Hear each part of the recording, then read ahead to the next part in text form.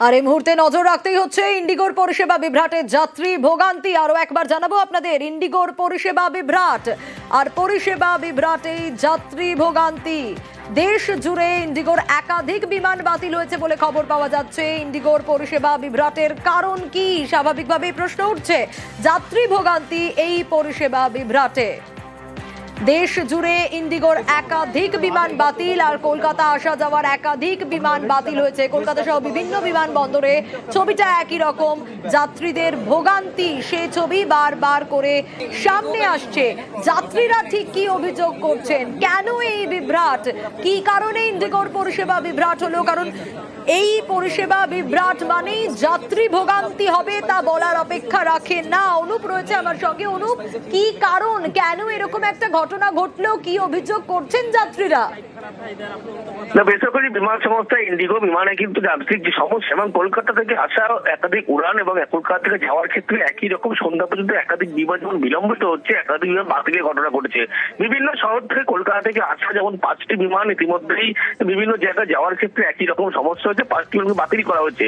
এর সাথে সাথে কিন্তু কলকাতা জুড়ে আসা দেখা যাচ্ছে ইন্ডিগোর 36টি বিমান বিলম্বিত হয়েছে এবং সেক্ষেত্রে বলা হচ্ছে ইন্ডিগোর কর্তৃপক্ষের পক্ষ থেকে কলকাতা থেকে বিভিন্ন যাওয়ার ক্ষেত্রে 49টি বিমানে কিন্তু পরবর্তী সময় আবার সমস্যা হয়।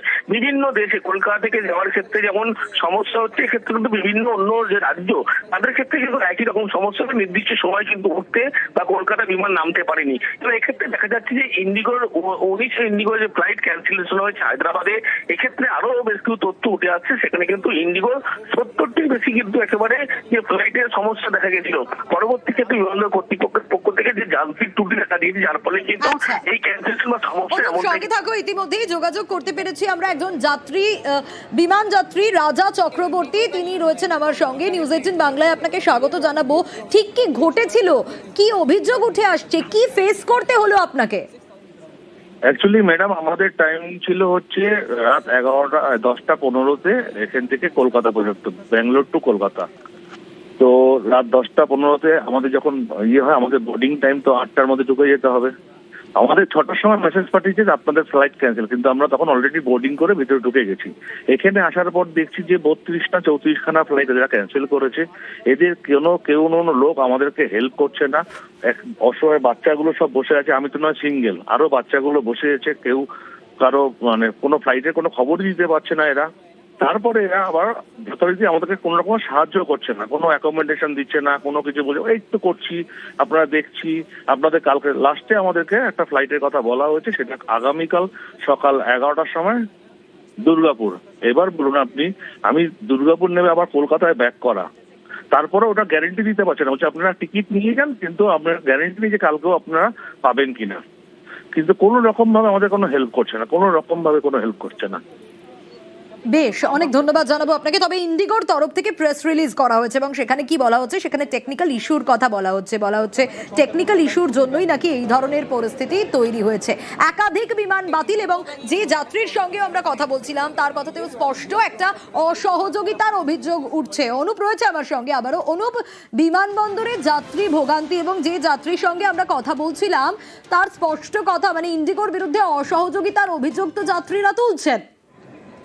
একেবারে পরিষেবা না পাওয়ার ফলে কিন্তু যাত্রীদের পক্ষ থেকে বিমানবন্দর কর্তৃপক্ষ কিন্তু একেবারে স্পষ্ট তারা অভিযোগ পেয়েছে, এমনটা জানা যায়। তার কারণ এই এয়ারলাইন্স কর্তৃপক্ষের বিরুদ্ধে সরাসরি তারা অভিযোগ করছে, কোন রকম সহযোগিতা পাচ্ছে না। তার কারণ শুধুমাত্র কলকাতা নয়, কলকাতা থেকে ভিন রাজ্য একই জায়গায় কিন্তু প্রত্যেক জায়গায় একই রকম সমস্যা হচ্ছে। ইন্ডিগো কর্তৃপক্ষের পক্ষ থেকে তারা জানাচ্ছে তাদের বিমান যে বাতিল হয়েছে এবং কোন সময় কোন বিমান যাবে সেই বিষয় কিন্তু স্পষ্ট করা হয়নি। ফলে তারা কোন গন্তব্যস্থলে কিভাবে পৌঁছবে সেই বিষয়গুলো ইন্ডিগো কর্তৃপক্ষের পক্ষ থেকে স্পষ্ট করা হচ্ছে না। প্রেস রিলিজ করা হলো ইন্ডিগোর তরফ থেকে, টেকনিক্যাল ইস্যুর কথা বলা হলো, কোথাও গিয়ে তো যাত্রীরা এই যেটা ফেস করছে সেটা তো সহযোগিতা করতে হবে। যে অভিযোগ যাত্রীরা করছে অসহযোগিতার, এই সময় দাঁড়িয়ে সব থেকে প্রবলেম তো তাদের। একেবারে এই প্রশ্নগুলো কিন্তু ইতিমধ্যে যাত্রীরা তুলছে। তার কারণ তাদেরকে শুধুমাত্র প্রেস রিলিজ করা হচ্ছে, সেখানে যান্ত্রিক গোলযোগের কথা বলা হচ্ছে। কিন্তু কি যান্ত্রিক গোলযোগ বা কি ঘটনা ঘটেছে বা কিভাবে তাদেরকে পরিষেবা দেওয়া যাবে এই বিষয়ে কিন্তু তাদের কোন রকম সহযোগিতা করা হচ্ছে না বলে তারা সরাসরি দাবি করছে। এবং তারা জানাচ্ছে যে তারা কোন গন্তব্যস্থলে কিভাবে পৌঁছবে।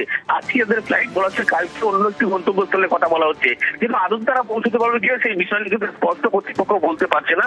এবং তারা যে পর্যাপ্ত বিমানবন্দর যেখানে আটকে আছে তাদের থাকা বা খাওয়ার ব্যবস্থা, সে সমস্ত কোনো কিছু করা হচ্ছে না বলে এয়ারলাইন্স কর্তৃপক্ষের বিরুদ্ধে তারা সরাসরি অভিযোগ তুলেছে। শুধুমাত্র এয়ারলাইন্স কর্তৃপক্ষ তারা বেশ অনুপ, জানাচ্ছে অবশ্যই অবশ্যই নজর থাকবে। नहीं है ना, स्पाइस फ्यूज